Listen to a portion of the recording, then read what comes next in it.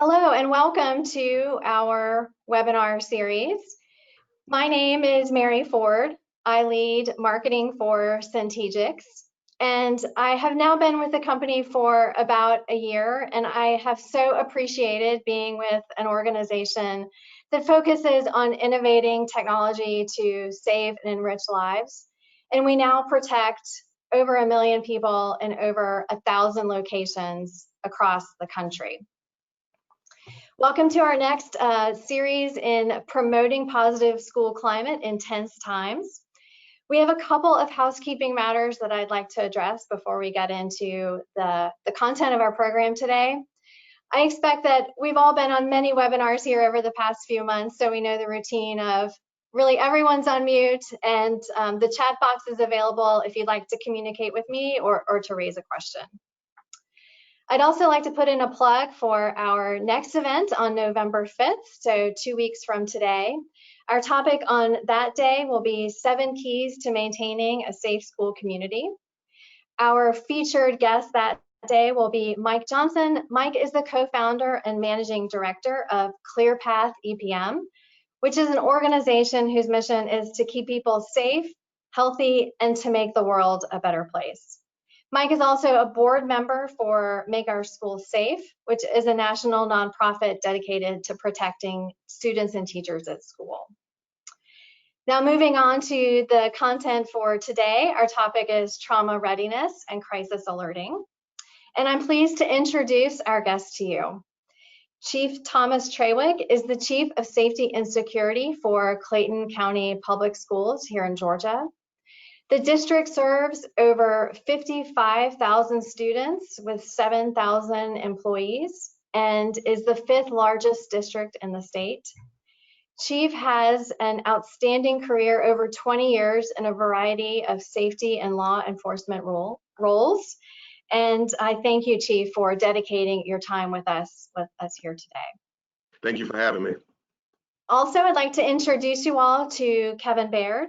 Kevin is a nationally known thought leader in safety and security for education spaces. He is a leader of the Center for College and Career Preparedness, and he's also an author. His most recent book is entitled Whole: What Teachers Need to Help Students Thrive. And I have to give Kevin credit for being the inspiration to bring us together here this afternoon. Several weeks ago, Kevin and I were speaking about the idea of children coming back to the classroom and coming back to the classroom in the midst of all the other just pressures and things that are happening in our society right now, and realizing that that will likely lead, unfortunately, to more things happening in our schools. And as an organization, we thought, what are the ways that we can help administrators prepare for that? And that was the inspiration for today, as well as the broader webinar series. So thank you both. And Kevin, I'll turn it over to you to get us started. All right. Well, thank you, Mary, and Chief Trawick. Actually, Chief and I have been getting to know each other, and I think you all are in for a treat. First, just a shout out to the University of Southern California Rossier School of Education. Today is kind of an extension of a body of work, both research and a graduate program in trauma readiness. It's called Trauma Readiness Certification.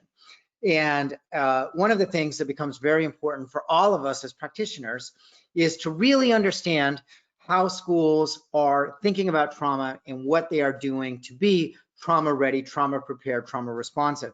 And Clayton County Public Schools is probably leading the way. But I just want to note, if you look up Chief Thomas Trawick, as I did, you're going to see this vast experience, both in the university setting, on a police force, we were just saying, in the district attorney's office as a professor. And I just want to note, Chief, that I think your perspective really has informed what's happening at the district. So let's start off. This is just a conversation, folks. Okay. So feel free to chat it up in the chat box and we'll respond. But, you know, Chief, when you think about how this all started for you guys in Clayton, how did the conversation around trauma prevention and response begin? Where'd you start at? Well, you know, first of all, we're a social and emotional learning district. We believe that trauma definitely exists with our students, and sometimes it's there and it's it's not seen. There are a lot of things that happen in the household, etc. And, a lot of times we also don't consult with the people on the front line. So for me, it was speaking with teachers, going where they are, discussing their needs, and getting a feel for how they felt as it related to classroom issues and how the administration supported them. Because I'm going to be quite honest, some of our teachers, and speaking with them, felt abandoned. They felt that sometimes the administration didn't understand the totality of what occurs in the classroom based on the trauma that we have and that our students are experiencing. Yeah, I think that's a fascinating approach. If we think about how folks are thinking about trauma, they're thinking about their plans. Maybe they're focused on students or they're focused on the larger organization, but you really focused on supporting teachers as that starting point. In your conversation with teachers, with them as stakeholders, what did you identify as being really important for them as you were considering your approach? Well, the first thing was response. They wanted to make sure that if they, in fact, had a challenge, that there would be an expeditious response to them to get there, to mitigate whatever the challenges may be in that particular environment. And I agreed. I started researching ways in which we could better support our teachers so that we could be a resource for them. And that's encompassing not just my police officers who are in the schools, but I wanted us to also look at technology and see how technology could assist us in providing them with a resource or two to empower them. Mm-hmm.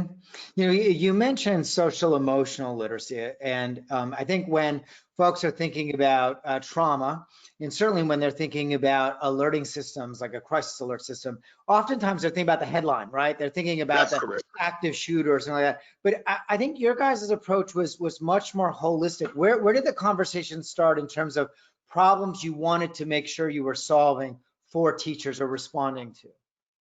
Well, for me, not to understate the headlining issues, because we know school shootings are out there and they're occurring, and it could happen to us on any day. But that's not anything that you would have on a daily basis. And you have to understand, when you're considering using a means of technology to assist, especially in the classroom setting, you want something that will help and give your teachers a tool on a day-to-day basis. Because let's be quite honest, you probably won't see a school shooter every day, but let me tell you what you will have. You will have allergies, food-related allergies. You'll have other medical emergencies. You may have fighting within your classroom or in a hallway, etc. We also have inclement weather. Whether you believe in climate change or not, there has been some variations in the climate.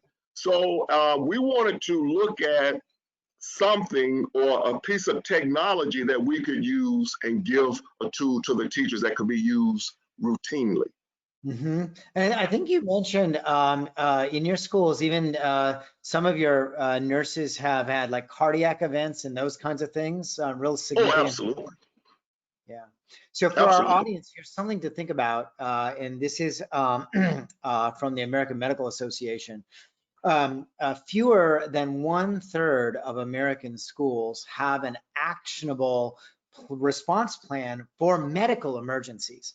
And even those that do have a response plan for medical emergencies, very oftentimes those plans are not communicated to the teachers. And I was thinking about that this morning, that you guys have really made that link. You've connected that dot. Teacher is who you're supporting. You're using technology to action up that plan every single day. Absolutely. When you were thinking about the technology, Chief, what were some of the critical elements then for the technology as you were thinking about or looking at the things that you might buy, or you might do? Well, most importantly was mass notification. I wanted the ability to notify the entire populace on the campus, and I wanted it to have the impact whether you were on the interior or the exterior of the building. That was one thing. The second thing, I did not want it predicated on cellular service, because many of our schools have voids as it relates to cellular reception because of how schools are constructed. So I wanted something that could work, yes, maybe off the internal school Wi-Fi, but I did not want it working solely off cellular service. The other piece, I wanted to have the ability to monitor what was going on, whatever it was, whether it was a medical emergency, like a cardiac issue, or whether it was inclement weather, or if we had an active shooter. I wanted to have the ability to monitor that person and follow the path that that person might be traveling on. So those were the primary aspects, but there is the most important one, was I wanted a device or some technology that I could put in the hands of my entire staff, because I want my entire staff to be empowered and have the ability to activate a response if we have an emergency. So basically, those were the 4 criteria that I was actually looking for to get a system that would work for my teachers. Now, you've spoken to me eloquently about what happens when I'm stressed, what happens in the event. It can't be complex. So when you were thinking about how you were going to arm them, if you will, with a way to respond, how do you get around what's happening with the fight or flight response? How do you make sure that I know what to do? Because it's not necessarily muscle memory. Well, you know, and you said it eloquently. You said the fight or flight, and that's right. But in situations that are urgent, you don't have the option of flight, because there's situations where you just cannot leave where you are. And I understand, I had an active shooter when I was at Savannah State at higher ed. And I remember the fog of the moment. And what I mean by fog, the mass confusion, people can't think clearly, etc. So I also believe that when you have a situation, whether it's medical emergency or whatever, you need to have a system that will give instructions, clear and precise instructions to those individuals who may be in what I call the fog. Interesting. And so in your approach now, what kind of information comes out to the folks in the building, that entire campus? What are you letting them know? And are you telling them then what to do based on what's happening? Oh, absolutely. We're telling them exactly what to do. We're giving them instructions. And let me give you an example. The inclement weather, the system, because the system takes over, and let me digress and go back a little bit. Yeah. The system takes over the intercoms, and I'm with the crisis alert system through CENTEGIX. We purchased that product. But what it does is it takes over the intercoms, it takes over the monitors, and you have the beacons and lights. So we give precise instructions on what you should do. So if we have an inclement weather situation, you might hear it come on and say, we're going to do a level 1 lockdown, which is you can still operate within the interior of the building. You can't go outside, lock your doors. And it might say, depending on the incident, bring the students into the hallway, kneel down with your backs facing, with your face facing the walls, etc. But it's giving precise instructions on what you should do. And it gives the instructions twice, because I understand when you're in emergency, sometimes you may not hear the entire message when it initially comes out.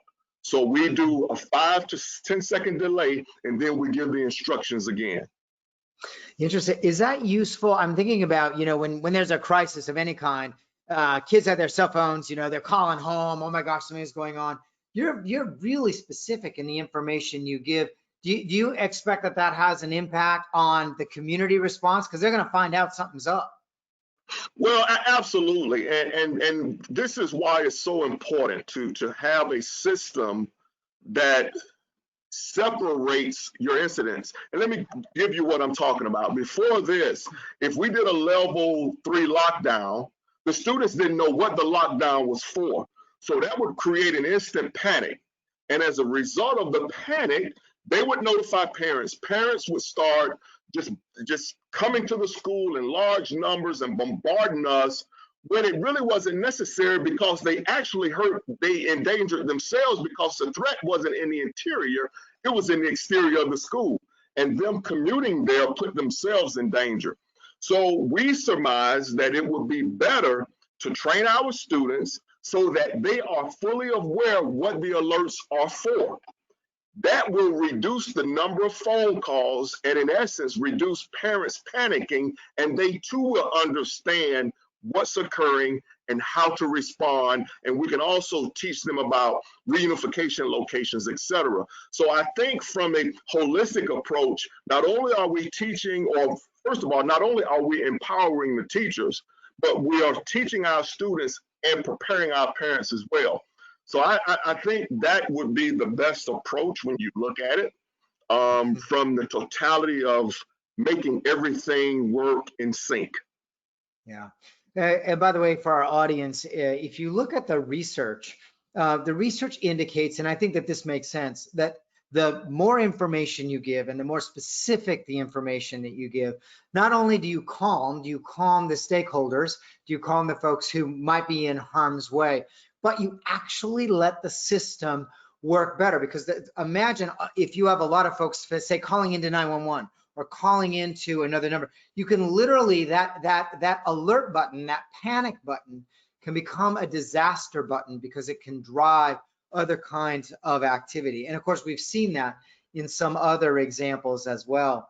How do you approach your planning process and then your eventual rollout? What did that look like to kind of get started and plan it all out, get your stakeholders involved? Well, first you have to get buy-in. I don't think you should ever work unilaterally. I think you should engage your stakeholders, engage your principals, and you have to educate them. But I think most importantly, you have to ensure your board members are on board, apprise them of the product, and tell them how it would benefit the district, because at the end of the day, they're going to grant you the funding to support such a project. But I think the first thing would be to engage all of your stakeholders, and you can include students as well, to get their opinions on what this would look like and how it would benefit them. And again, going on what you were saying about the more information you provide, the better off you are. And I think that's fundamentally true. So, any kind of new system, any kind of change does have pushback. What kind of concerns or questions did you encounter, and how did you overcome those? Well, the one question was, how are we going to use this? How will it benefit us on a day-to-day basis, and why are we looking to purchase something for an event that might not occur relative to an active shooter? Because that's what they were thinking about initially. And I think by us actually doing a demonstration and showing them and looking at the data too, as it relates to medical emergencies, because with the cardiac issue and the issues with some of your diabetic students, those who have food allergies. I mean, we have so many different medical issues that arise on a daily basis. We need to have the ability to use our school nursing staff to immediately respond to those medical emergencies. So once the stakeholders actually witnessed it and said, okay, this might work for us, and then they started to support it, and then we started looking at how we would deploy the devices. Now, you mentioned nursing staff. What's been the response from, say, nurses or counselors? What's that kind of conversation like? Oh my goodness, they are overwhelmingly in support of the system and how it's being deployed. Of course, they were all a little reluctant in the initial rollout because they just didn't know. It's new, but now they love it. They see it as a tool. It gets them to their students faster. It identifies where the threats are, and what they really like, the fact of the matter that when we have a medical emergency, we had challenges in the past with the medical emergency starting in one place, going to another place, and then getting an ambulance to them where they are.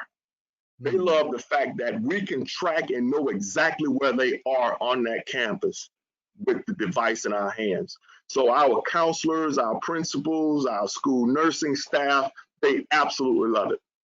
Yeah, in our research, we talk about trauma as being about a person, a time, a space, and a place. And I think one of the really interesting things in your implementation is that place is very specific. Can you talk a little bit more about that? Why is it so critical to know exactly where something is happening or if it's moving? And it isn't just, building X. It could literally be, room 301A, the annex in this. Why is that critical? Because time is of the essence. Whether you have an active shooter, because we're talking about saving lives. We're talking about saving lives and getting the support to those individuals when they need it. And you have to know exactly where they are to do so. Otherwise, you're going to create delays, and delays can cost someone their life, especially, with some allergies. You can have food allergies that cut off your airway. And if we don't get that medical response team or school nurse to them as expeditiously as possible, we might lose a student because we didn't know where they were. So it's absolutely paramount that we know, just like you said, time and space, and those have to work together. And isn't that one of the issues, like with the as I understand, like some of the, even though the Wi-Fi system, or if I'm trying to do the cellular phone, maybe I have cell system, but I don't have the GPS, or the GPS it doesn't tell me where in the vertical, right? Maybe I'm on the 7th floor. That's a real challenge, right? In some of those other kinds of implementations.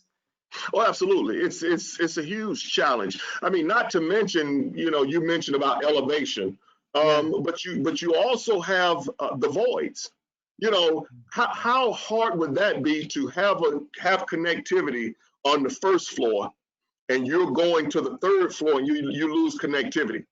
That's going to be a challenge because now you're blind. You don't know where you're going.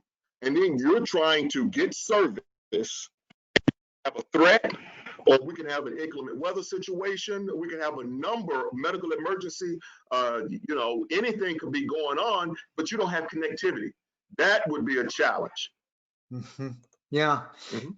I know in communities where I do work, the issue of kind of equity becomes really important, making sure that schools across the district have access to the same kinds of supports. In the vision, in the view with Clayton County, as you built your district-wide plan, have you had a specific approach to make sure that everyone kind of gets this, say, with each part of the community? Oh, absolutely. I mean, we started that even in the phase-in process. We looked at our board member districts because we wanted to ensure that all of our board members had schools that participated. So when we did the phase 1 aspect of it, we made sure that we had one in each board member's district. So that way it was spread across the entire county. And then we did it per type. And what I mean by per type, we went to the K-5, the middle school, as well as the high school. So we wanted to make sure that we had that distribution out there that covered the entire county with phase 1 as well as the major rollout. But you have to ensure that everyone has it from an equity perspective. And you don't want one region or one side of your county that has dynamic socioeconomic resources to get it, and the underserved or the socially economic community that's suffering a little bit not get it. So I think equity is vitally important. Yeah. So we're in COVID times. That changes many things. How has the COVID crisis either impacted your implementation or your thinking or your approach? Any insights there? Well, it pushed us back because, of course, when COVID initially started, we actually closed all of our facilities because of the spread. And now we're opening facilities. We're not virtual learning now, but we're opening those facilities. But we have to be cautious because if we find or have a positive case, we have to go in, sanitize, and do those things. So it's creating a challenge for us, but we're pivoting and we're working around it, because this, in my mind, is the most important piece that we can give to our teachers and our frontline workers. So that's what we're dealing with right now. Do you think that COVID has maybe opened some folks to understand that there are greater kind of mental health issues or other issues in the community? I see that sometimes as folks are struggling more. They're like, wow, I never even thought about that, but there is a lot of trauma out there. No, I'm sure we're recognizing that. I mean, we're seeing it in our school district, and I suspect when we return to face-to-face learning, we're going to have some issues in the classroom associated with trauma. Built up frustration because those kids have been away from one another. We might see some bullying because maybe some students are being mistreated at home, and of course, that spills over. So, we're probably going to experience some things, and maybe some suicidal ideations. I mean, we just don't know now, but I can guarantee you, based on COVID, there's going to be some real trauma in those classrooms upon return. Yeah. And by the way, for our audience, if you've been looking at any of the national statistics on disciplinary action as a percentage of students who are actually back in the physical space, this is an increase that we're seeing nationwide. Disciplinary issues, mental health referrals, social service referrals. So I think the early returns are exactly what you're saying, Chief. Other I guess advice, for folks who are thinking about how I do this, things I need to think about, maybe things that didn't go really great that you learned from. Any other advice to the folks out there? Well, my advice would be trust the technology, engage your teachers, talk with them, because they're the ones on the front line. And sometimes inadvertently, principals and school administrators miss the minute, the small, where teachers are there, they see it all. And something else that you want to do, you want to engage your entire population. Don't leave out your custodial staff. Because they play a pivotal role, believe it or not, and they see everything. Your nutrition staff, just engage all of your stakeholders and have them to actively participate. And don't be afraid of training and conducting drills and things of that nature, because it's vitally important. The more that we teach them, the better they are to protect themselves. And I think you'll have excellent outcomes if you adhere to that. And sometimes we have to discipline ourselves, because we so want to stray away from that. But I think we have to. It's just like fire drills. We got really good at fire drills and protecting ourselves with fires. So if we can do that with fire drills, we can plan and prepare for other events. Yeah, and for our audience, one of the things here that you might have heard that Clayton County is doing is those instructions. Those are really specific supports to very specific actions at the classroom level, at the teacher level, right? So the drill can be a very specific set of actions, and you're helping them to build some of that muscle memory. And I think, but it isn't just a teacher, custodians or whomever, that becomes really critical. Chief, I hadn't asked you this. I know we're at end of time, but okay. I know that CENTEGIX is doing contact tracing. Are you guys doing the contact tracing? It's new, so. Well, I mean, we haven't started yet because we're not face-to-face, but that's what we're looking at too. We want to use all the applications, and we know technology transitions, and normally it gets better the more you have it. So yeah, we're definitely looking at contact tracing because we're coming up on the fall, and with all indications out there, it's going to get pretty tough with COVID. So that's definitely one of the applications we want to use.